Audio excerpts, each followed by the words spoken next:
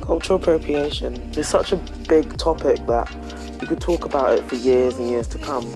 It's not just as simple as, oh, this person's stealing this other person's culture. Like, it's not that simple. Like, it's not as black and white as, oh, look, there's a white girl wearing braids. Oh, that's cultural appropriation. It's far deeper than just that, because that's just the base level. That's just what we see. That's what the media has painted out to be, is just some black and white. Oh, it's black people getting angry at white people, or other minority groups getting angry at, you know, white people for just taking their culture, as it's seen. But it's not. It's more about the lack of education and the lack of appreciation and respect for the cultures that the elements have been taken from. Because the culture that these people are trying to protect and trying to keep as like their own, or stamp as their own, are their traditions and their practices that have been passed down for years and years and years.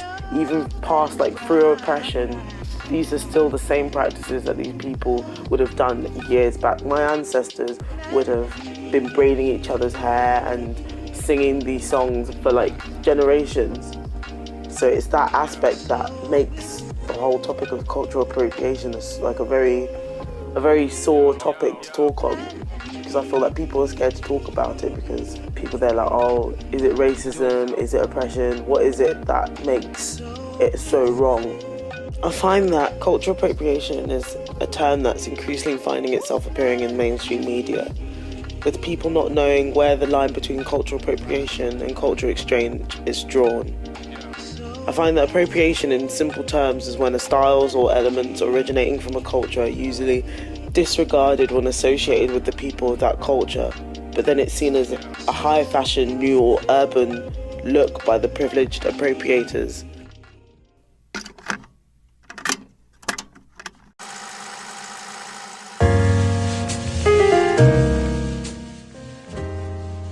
I think people have always appropriated each other's cultures, you know, for a long time.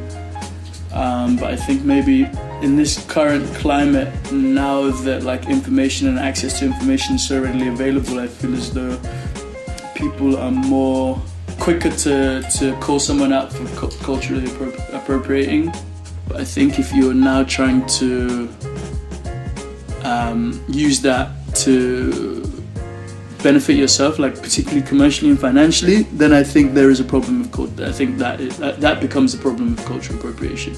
You can say like Americans are appropriating African culture when they wear like certain items of clothing, but they won't say it because they're like, we're black, it's all ours, you know? But at the end of the day, it means something being culturally appropriated is like you understand the meaning of where that comes from.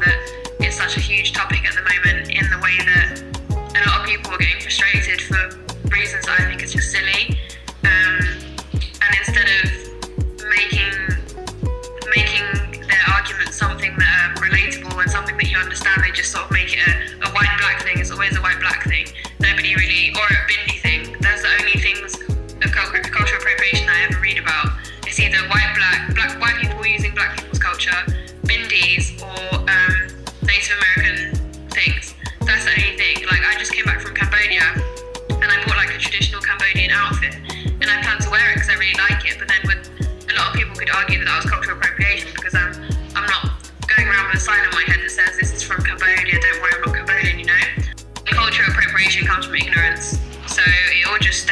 education in my book. Like, for example, Machino, not last season, the season before that had like a full catwalk with these fake locks. Yeah. Which was clearly cultural appropriation because there was one like light-skinned mixed race model in there. And there was just no recognition of the history of locks because that was just seen as a hairstyle and the attachments to it weren't even acknowledged. And so if the person who created the show had been educated on the importance of locks to some people, then I don't know whether they would have been as quick to just use them as an accessory.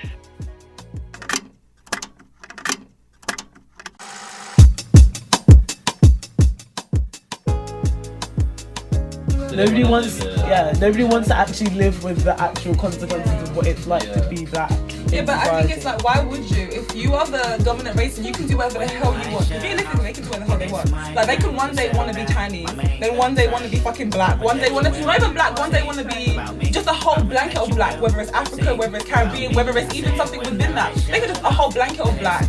One day want to be a rap star, one day want to be a fucking country star, one day they can do whatever the hell they want to do.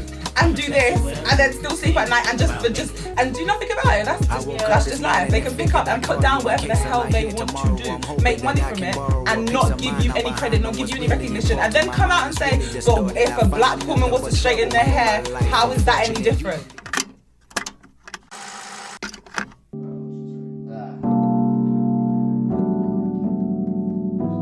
Like, we're not even a thing. She does little shits. But I don't know if she'll say yes, honestly. I feel as though all culture should be shared, as in it's not there to be privatised. Like, in any culture, I think people want to educate people on it. It's really good to share it with other cultures because it's almost like a form of art kind of thing, and I just feel that a lot of people can learn from other cultures, especially in like hair. Like, especially nowadays, like extensions have always been a big thing with like white people or Caucasians, but I don't think braids are any different because it's just adding extra hair, or because it's braided in a different way. I don't think it should be almost like put in a specific cultural bracket.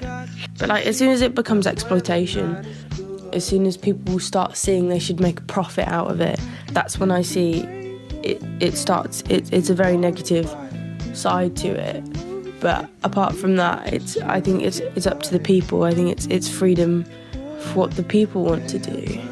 People start sort of almost segregating it. It almost becomes racist because they're noticing it too much. It becomes almost people are saying, no, you can't do it because you're white. It's almost like, yeah, it's almost racist. But it's like, what? Why not? Why is it bad? That's what I don't understand.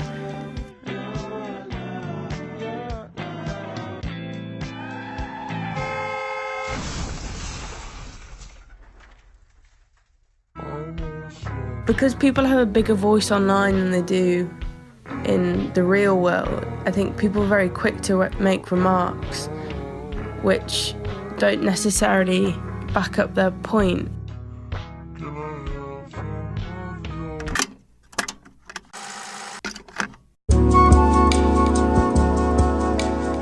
you think that the media does have a big part to play in retelling black people what their culture is in a means to sell them things? So yeah, I think social media has been like one of the biggest agents of that, and it does lend itself to furthering that conversation. But having said that, I think social media has only actually given people like more of a platform to voice their concerns, and I think it's actually a better tool, because previously the only other place was like either seeing it on like telly or magazines or whatever, you know, print, whereas that is held more as like gospel, whereas like social media you can be you know, the judge and the jury at the same time, depending on whose nerve you hit, type of thing. I think it's just difficult to talk about it in a global sense, because obviously we're in London, which is like a bubble. Nowhere else in the world is like London, and in London we have such a mix of people and so many interracial couples, and when you have that, you have mixed race children, and then that's two cultures that are fusing. I definitely think there will still be individual cultures, like that will still happen. That will always happen because people will always feel a need to hang on to their culture because it will be their comfort. And I don't think that will ever get trickled down enough for us to sort of blend into one. I don't think that will ever happen. Even if everybody's skin is the same colour, I think everybody will still hang on to their differences because that is what makes you different and what makes you special. And everything that's come before you is what makes you you. And I don't think people will easily let that go and look at someone who looks the same as them and say that you're the same, you know? I don't think we can ever become harmonious unless we really like value and understand everyone else's cultures as of equal significance to ours. I think that's really difficult to do that because the white European or whatever narrative is so dominant at this stage. Turkish History Month becomes our History Month because we've always known about it and we like share resonance. And our Black History Month, Turkish people and the people that grew up in that community can share some sort of have some sort of ownership of it, because actually it's not, it's not necessarily about being like, oh, it's like Black History Month and we just do it for black people. It's like, actually, no, it's Black History Month so you guys can learn some shit, because actually it's Black History Month every month.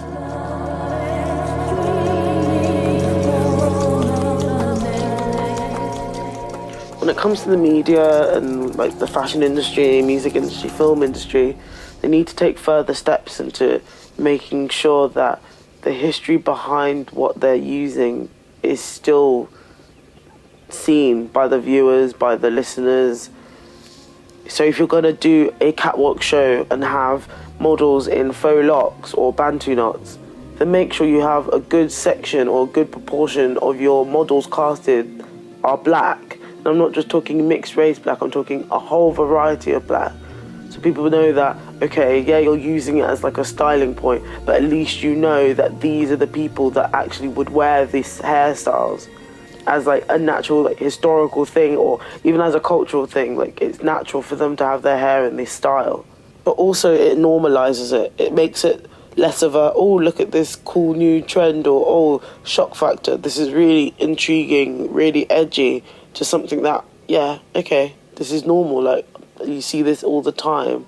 Because a lot of people don't live in places like London where there's so many different cultures that they're just surrounded by like a melting pot of so many different things just happening around them. So then they're only exposed to what they see on like the media or fashion shows or TV, film, music, which isn't an accurate representation of what happens in real life or what real life is.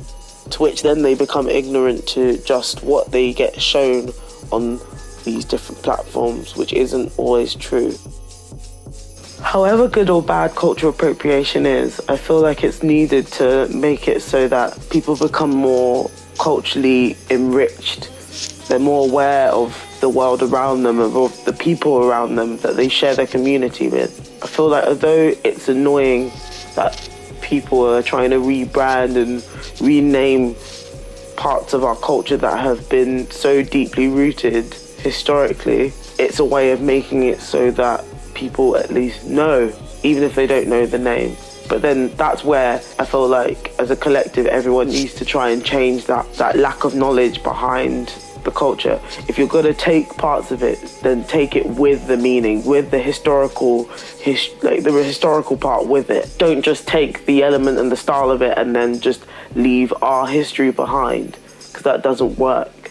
It just makes it so that you become ignorant to, if someone's then like, oh, so why are you stealing our culture? You won't have a response because you're like, what do you mean? This is the new look the Kardashians have come up with. The media needs to stop painting this picture of a white versus black type of debate or fight, because it's not that. It's just wanting people to know the history behind things, so that it's not old, so that's black people's history. It needs to be like a general world history. Everyone's history is each other's. We're all interlinked somehow, some way or another. Nobody is just black. We're all parts of us. We probably have Asian or white in us. There's nothing just, we aren't solely one race. We're a mixture of things. So I feel like we need to be aware of everyone else's traditions and everyone else's practices.